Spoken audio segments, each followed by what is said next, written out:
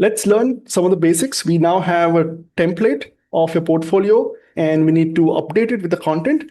The content that we're going to write is in a language called Markdown. So let's learn a bit about what this Markdown is and why it is important. Markdown is now considered the language of AI. So in this age of AI, we need to all learn Markdown, and we're going to create our site content in Markdown. So let's learn some basics about Markdown. When you want to write some content, you have option. You can write your content in plain text, but then how do you include formatting? How do you format something as bold, italics, or a link to something, include images? So people had to invent some ways to do that. People have invented HTML. HTML is one of the oldest markup languages where you can define what your text looks like. You can say, put in some tags and say, this looks like bold, this looks like italics, and so on. But HTML is very hard to write by humans. It's meant for browsers to read and render the text. It's hard to write HTML. It's hard to read by humans. It's not meant for humans to read. So there was kind of a middle ground that was invented called Markdown, which is easy for both humans and machines to read and format a text in a rich text markup. The idea of what the Markdown was, you write your content, do not focus on the formatting. You just say, I will write the content as it is. I will use a minimal markup that is human readable. And then later, tools can take this and convert it to a rich format documents like PDFs or HTML or Word or any other things.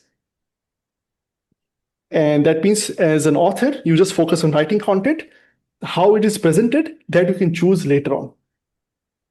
Okay? So this is what a Markdown file looks like. You can see it's human readable, right? You can see what it means, but there is a bit of markup there. You can see my title starts with hash, which is a Markdown syntax for title. So this is the title of the document. Then you can see there's a bulleted list. There's 3 stars. Right? So this is a kind of bulleted list. I just write like a normal bulleted list. You can see there's some markup here. There is a link here. So this is the Markdown markup for the URL. So this is the URL name and the link here. So this, you can create a content like this, which you can read, other humans can read. But if you have a system that understands Markdown, it can render it like this. So now you will create your website in Markdown, which is a text.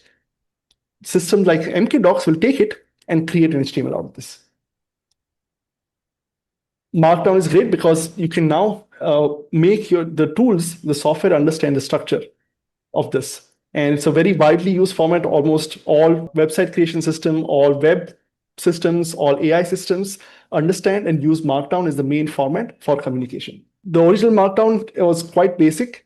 So people have invented kind of extensions to do more extra stuff. There is something called a basic syntax, which just has a few things. Then there is an extended syntax, which has got stuff for tables, code blocks, and other things that you need for creating rich content. GitHub, specifically, that we're going to use, has support for even more things. So you can add more markup to your Markdown and it'll be rendered nicely on GitHub. Markdown is important not just for your creation of website, but nowadays, whenever you're creating any content that is used by AI, like if you want to design a prompt or you want to use some content that can be ingested by AI to use something else, you should use Markdown as the format. You can see if you use systems like Claude, all of the instructions to Claude is all Markdown files.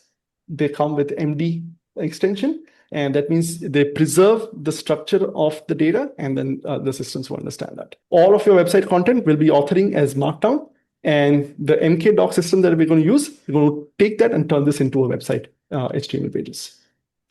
So generally, start switching to using Markdown as your authoring language, and this is also great for version control. Now, for example, if you have a large document, somebody says, "Oh, can you move this diagram a little bit to the left?" You can just change your code and save it, and your PDF updates, instead of you having to manually fiddle around with that.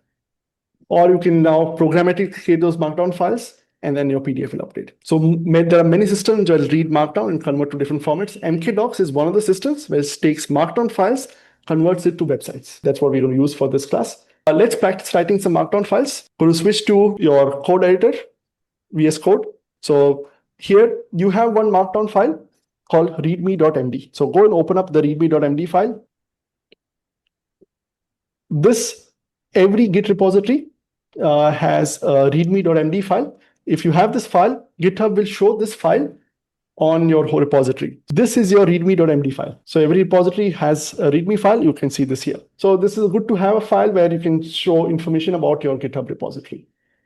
We have the file here. You can see, you can kind of make sense of what it is. But if you want to preview this, there is this button here in VS Code. It says open preview to the side. At the top, you'll see this panel with a magnifying glass button. Click on this. This will show you that preview on the right side. So this is the rendered version of that Markdown file.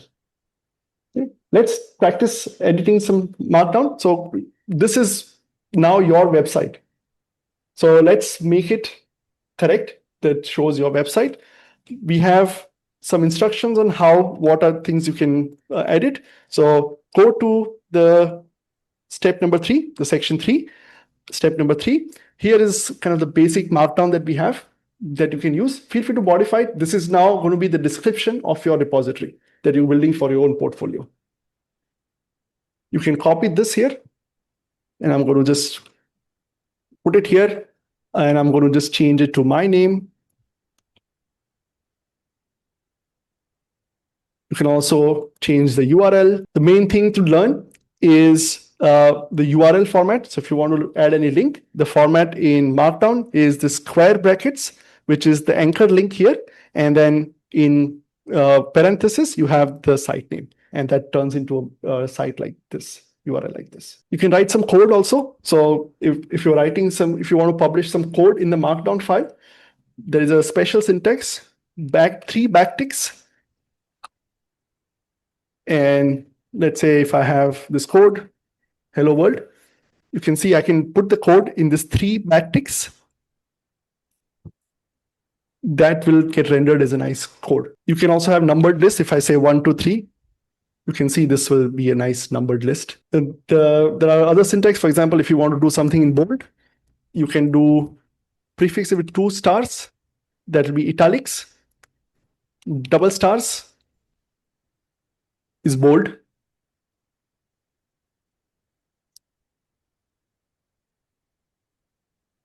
You have the levels of heading. So for example, this is the top heading. This is the second level heading. This is the third level heading.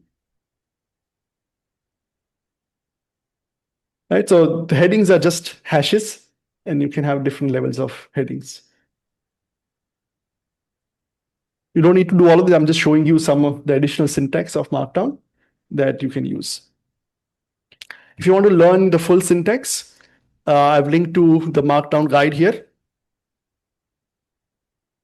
And this shows you the full syntax. This is the heading syntax, the styling of the bold and stuff that we just covered, and a whole bunch of other things. Right? So you can go and kind of read some of those syntax that you want. Nowadays, if you have a question, it'd be nice, just use LLM and say, how do I format this to this in Markdown? And you'll get the syntax for that. But sometimes it's just useful to learn the syntax. I have exclusively used Markdown for authoring all our course content, all my course handouts, all our websites for last 5 years. That means you can do a whole lot of things with Markdown, and really it is the language of the internet nowadays. So make sure you learn the syntax and start using this in your work. Okay, I'm going to go and replace this with the default one.